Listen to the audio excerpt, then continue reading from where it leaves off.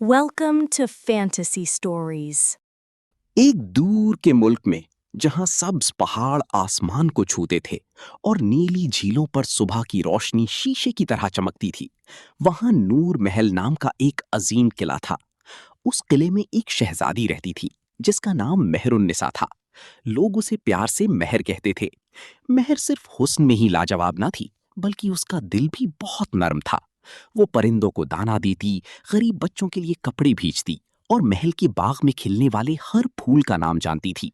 लेकिन इतनी रौनक और इज्जत के बावजूद उसके दिल के किसी कोने में एक अजीब सी तन्हाई बसी रहती थी। महर के वालिद बादशाह सलमान एक अक्लमंद हुक्मरान थे, मगर बहुत सख्त मिजाज भी थे। उनका मानना था कि शहजादी की जिंदगी उसकी अपनी नहीं होती, बल्कि पूरी सल्तनत की अमानत होती है। इसीलिए महर को बचपन से ही ऊंची दीवारों के अंदर रखा गया। उसे तालीम दी गई, तहजीब सिखाई गई, रियासती उसूल समझाए गए, मगर उसको किले के बाहर की दुनिया देखने का मौका बहुत कम मिला। महर अक्सर अपने कमरे की झरोखे से दूर तक फैली वादी को देखती और सोचती कि किले के बाहर रहने वाले लोग किस तरह हंसी खुशी, रोते हंसते जीते होंगे। हर साल बहार के मौसम में नूर महल के नीचे वाले शहर गुलाबबाद में फूलों का मेला लगता था, जहां हर तरफ रंग ही रंग होता। सितारों जैसी रोशनियां जलती, रुबाब और बांसुरी की आवाजें घूमती रहती और दूर दूर से लोग अपनी दुकानें सजा कर आते थे। महर ने बचपन से उस मेले की कहानियां सुनी थी, लेकिन कभी देख ना सकी थी। इस साल उसका दिल इतना मचला कि उसने अपनी पुरानी दाई अम्मा सकीना से कहा कि वो भेष बदलकर मेला देखना चाहती है। सकीना ने पहले तो मना किया, मगर जब उसने महर की आंखों में एक बच्ची जैसी फरियाद देखी तो वो पिघल गई। वो एक जवान था, कद लंबा, आंखें गहरी और चेहरे पर एक ऐसी साफगोई थी जो कम लोगों में होती है। उसने सीधा सा पूछा, तुम ठीक हो? महर ने घबराकर हां कहा और अपना हाथ छुड़ा लिया। जवान ने मुस्कुराते हुए कहा, भीड़ में संभल कर चलना चाहिए, फूल देखते देखते रास्ते भूल जाते हैं। महर को उसकी बात पर हल्की सी हंसी आ गई। उसने पूछा, तुम यहां के हो?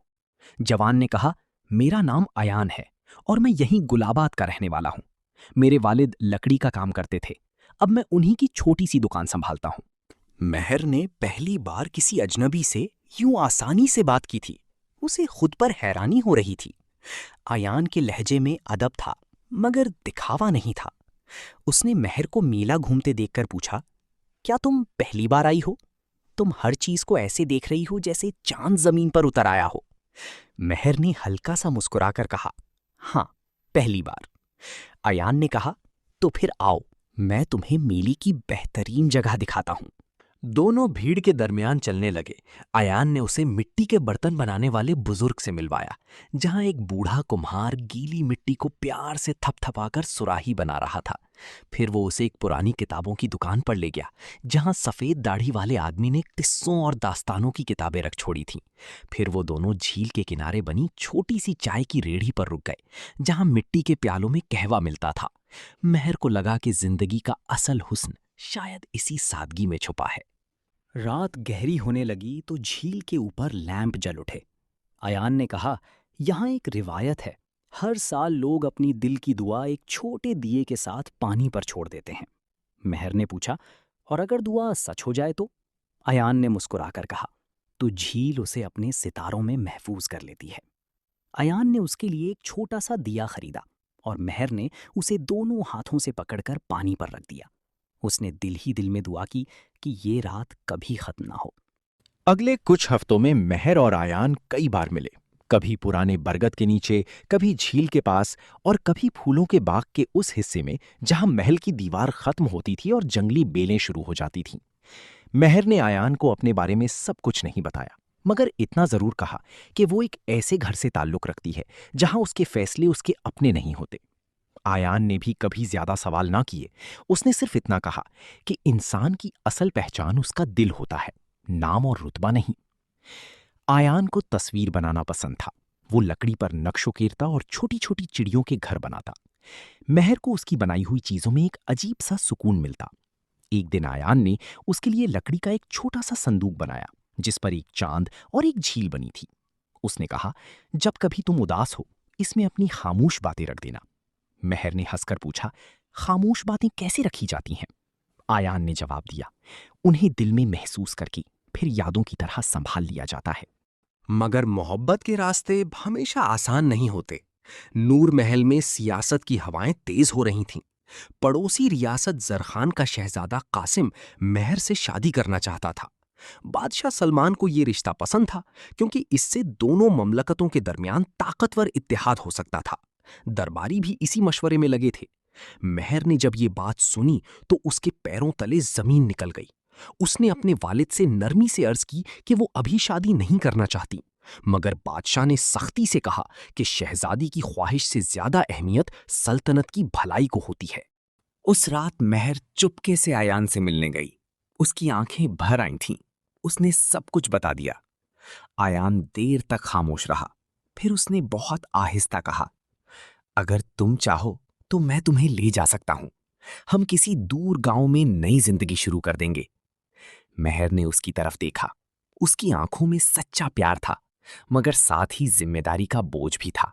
उसने धीरे से कहा, मैं भागकर अपने प्यार को बचा तो लूंगी, मगर फिर मेरी वजह से मेरी रियाया को जंग का सामना करना पड़ सकता है।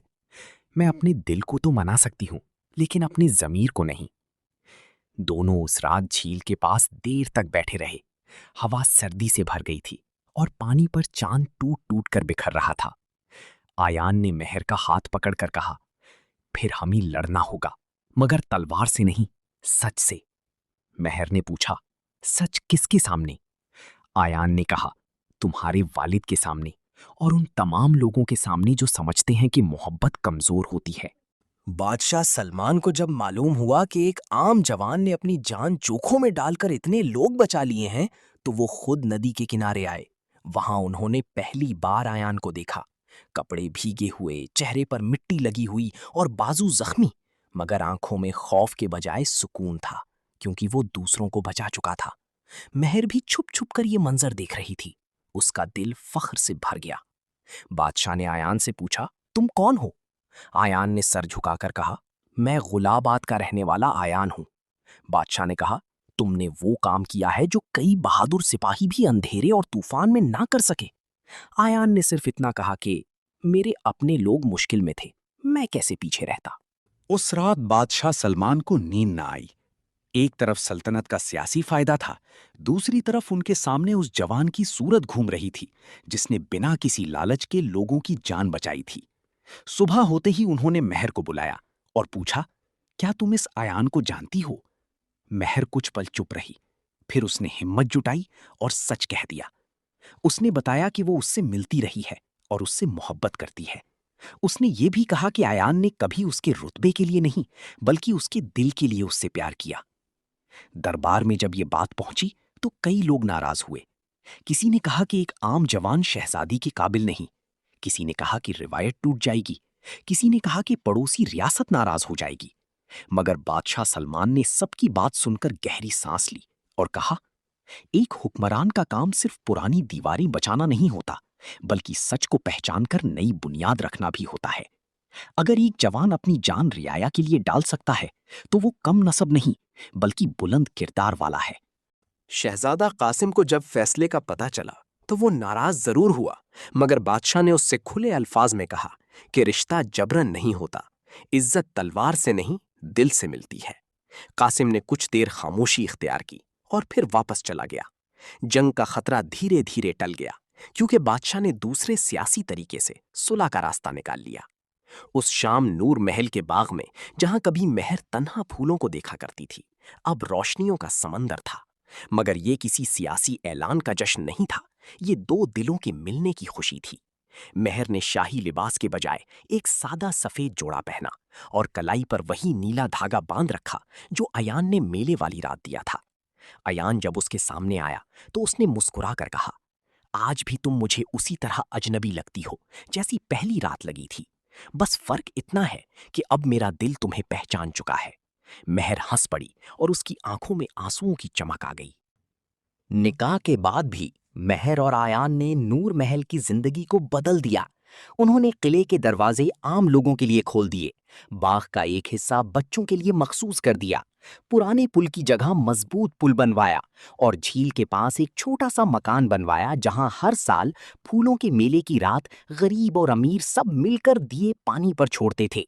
महर के वालिद ने भी धीरे धीरे समझ लिया कि उनकी बेटी कमजोर नहीं थी, बल्कि उसने मोहब्बत और जिम्मेदारी दोनों को साथ लेकर चलने का रास्ता ढूंढ निकाला था। सालों बाद जब लोग इस किस्से को याद करते तो कहते कि नूर महल की असली दौलत उसके हीरे मोती नहीं थे, बल्कि वो सच्चा प्यार था जिसने एक सख्त बादशाह का दिल नरम कर दिया, एक आम जवान को इज्जत की बुलंदी तक पहुंचा दिया और एक शहजादी को उसकी तन्हाई से निकालकर उसकी अपनी रोशनी तक ले आया।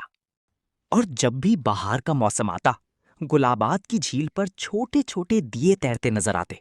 लोग कहते कि उन दियों की रोशनी में आज भी महर और आयान की दुआ बसी है, वही दुआ जो एक रात चुपके से पानी पर छोड़ी गई थी कि मोहब्बत को कैद ना किया जाए, क्योंकि सच्ची मोहब्बत जब दिल में उतरती है तो वो किले की दीवारों से भी ऊंची हो जाती है और फिर उसे ना फासले रोक सकते हैं, ना रिवायत, ना डर, क्योंकि उसका घर दो धड़कनों के दरमियान होता है और उस घर को सिर्फ प्यार समझ सकता है।